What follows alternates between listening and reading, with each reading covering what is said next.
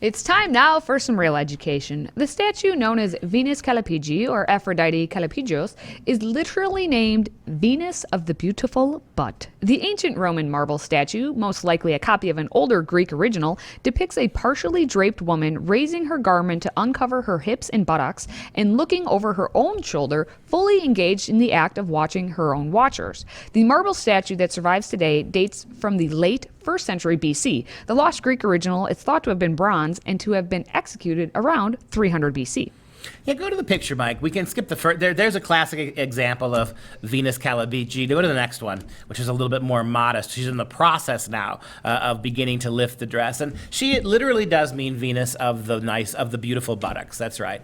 And I wanted to put this in because we did last week the Farnese Hercules, right, where you also had a very revealing naked Hercules, and to pair these statues together, there are a lot of similarities. Both the Hercules Farnese, if you didn't have a chance to go back and look at last shows, the Hercules Farnese and the Venus Callipyge are both models of ancient Greek statues, the originals of whom we think are lost, and they both tell us really interesting things about the nature of the demigod Hercules and the goddess of love, Aphrodite. Now remember, Aphrodite is the goddess of love, and when I say love, I don't mean romance. She is the goddess of physical love.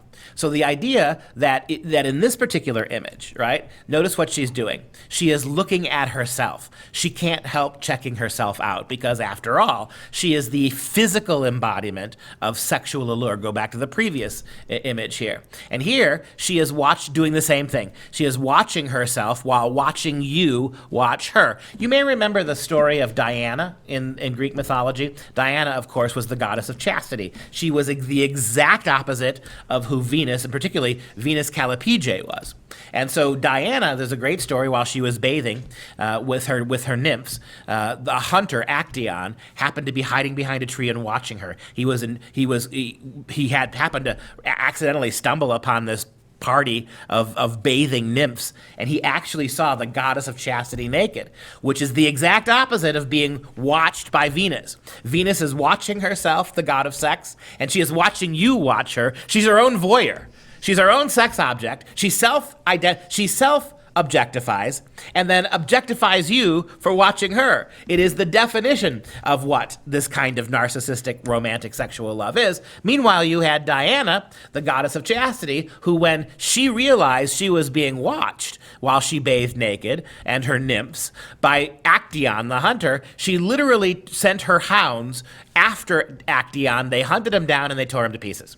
And so you see in these two ideas of Greek sexuality the two abstract poles around which the Greeks operated. And so go back to the pictures here for a minute.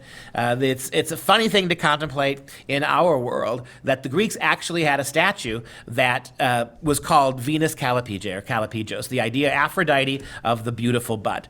And it's not that surprising. In fact, if you can look there, you see right behind the picture, the statue where the two men are standing by, that's Hercules Farnese, the Farnese Hercules. And so to have, at this particular exhibit, to have the two of those statues, notice what Hercules is doing. He's leaning on his club, looking out at you. Notice what Venus is doing. She's looking away from everybody and looking at her own buttocks. And so very interesting, and gives us, remember, you're dealing with a pagan culture, the ancient Greeks, a culture that took their gods from real life examples. There's no transcendence in the Greek world. You don't have a god who exists outside of time, a god who transcends nature. The Greek and Roman gods were goddesses and gods trapped themselves inside the natural world. And so to take both aspects of sex, sexlessness, chastity, and for lack of a better word, purely sensual sex, and to deify them in their own ways,